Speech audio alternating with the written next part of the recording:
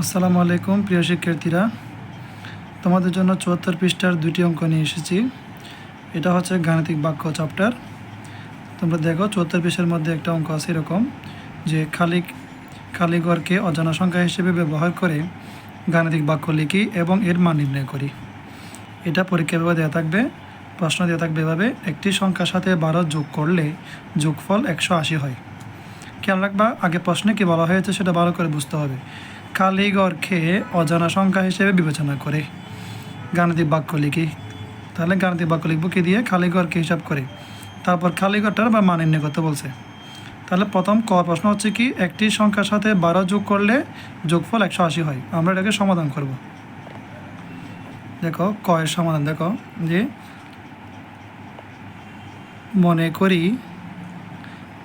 মনে করেও লিখতে পারবো অথবা ধরেও লিখতে পারবো। মনে করি অজানা সংখ্যাটি সমান খালি ঘর, কারণ আমাকে খালি ঘরকে অজানা সংখ্যা হিসেবে ব্যবহার করতে বলছে। এই জন্য আমরা কি লিখলাম? মনে করি অজানা সংখ্যা সমান কি? খালি ঘর। তাহলে সুতরাং আমাকে কী করতে বলছে? গাণিতিক বাক্য বের করতে বলছে। তাহলে গাণিতিক বাক্যটা কী হবে? দেখো একদম সোজা, প্রশ্নের সাথে দেখো বলছে একটি সংখ্যার সাথে। তাহলে একটি সংখ্যা এখানে কি কোনটা? আমরা ধরবো কাকে ধরছি? খালি ঘরটাকে। তাহলে গাণিতিক বাক্য হবে কি? একটি সংখ্যা খালি ঘর। এখানে বলছে একটি সংখ্যার সাথে ১২ যোগ করলে, মানে এটার সাথে যোগ ১২ করলে যোগফল কত হবে? ১৮০ হয়। সমান সমান ১৮০। ঠিক আছে, আশা করি গাণিতিক বাক্যটা বুঝতে পারছো। সবসময় একটা জিনিস খেয়াল রাখবা, যোগ করলে যোগফল এত, এখানে একটা অঙ্ক আছে বিয়োগফল, গুণ করলে গুণফল, মানে যোগফল, গুণফল, বিয়োগফল, ভাগফল যাই হোক না কেন, এগুলো সবসময় গাণিতিক বাক্যের মধ্যে সমান সমানের পরে বসে। এটা মাথায় রাখবা, ঠিক আছে?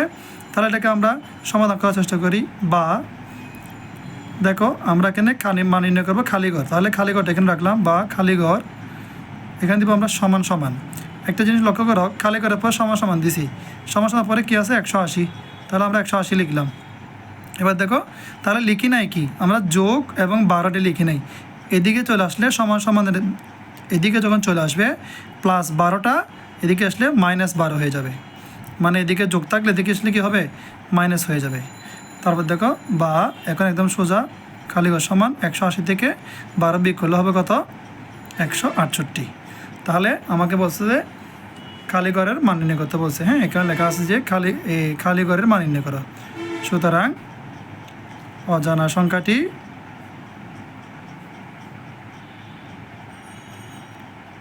,১৬৮। এটা উত্তর।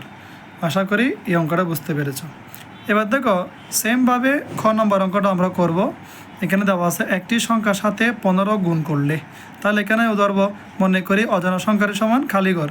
তারপর লিখব গাণিতিক বাক্য, খালি ঘর সাথে ১৫ কী করতে হবে? গুণ করতে হবে। হ্যাঁ, তাহলে খালি ঘর গুণ ১৫। এখানে লিখছে গুণফল ২৭০। আগেও বলেছিলাম গুণফল, ভাগফল, মানে যত সমস্ত ফল আছে সবগুলো সমান সমান পরে বসাবা, কেমন? তাহলে আর খালি ঘর গুণন ১৫ সমান সমান হবে কত? ২৭০। আমরা সেটাকে সমাধান করার চেষ্টা করবো। এখন দেখো এটাও লিখতেছি আমি খ, যে এই অঙ্কটাও প্রথম অঙ্কের সেম। মনে করি অথবা ধরি অজানা সংখ্যাটি সমান খালি ঘর। সুতরাং গাণিতিক বাক্য হবে কি? গাণিতিক বাক্য খালি ঘর মানে অজানা সংখ্যার সাথে বলছে না, একটি সংখ্যার সাথে ১৫ গুণ করলে গুণফল কত হয়? ২৭০। হ্যাঁ, এবার এটাকে আমরা সমাধান করব। বা এটাও সেম, এই যে খালি ঘর রাখলাম, সমান সমানের পরে কত? ২৭০ লিখলাম। লিখি নাই কি? গুণ ১৫। এদিকে আসলে সেটা হয়ে যাবে ভাগ ১৫। বা সমান সমান ২৭০কে আমরা ১৫ দিয়ে ভাগ করে দেখি কত হয়।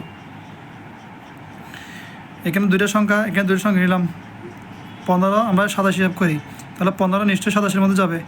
১৫ একে ১৫, ১৫ দুগুণ হলে বা ৩০ হয়ে যাচ্ছে, জন্য আমরা ১৫কে ১৫ নিলাম। ৭ থেকে ৫ গেলে হবে কত? ২।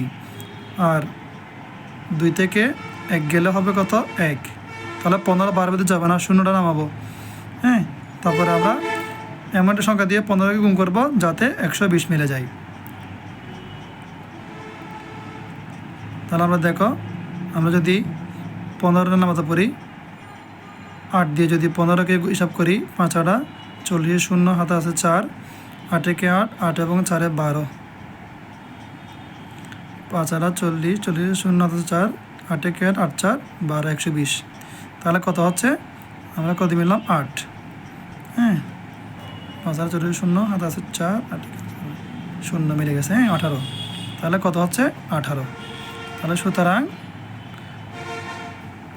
অজানা সংখ্যাটি সমান 18। আশা করি দুটো অঙ্ক তোমরা খুব ভালোভাবে বুঝতে পেরেছ। অসংখ্য ধন্যবাদ।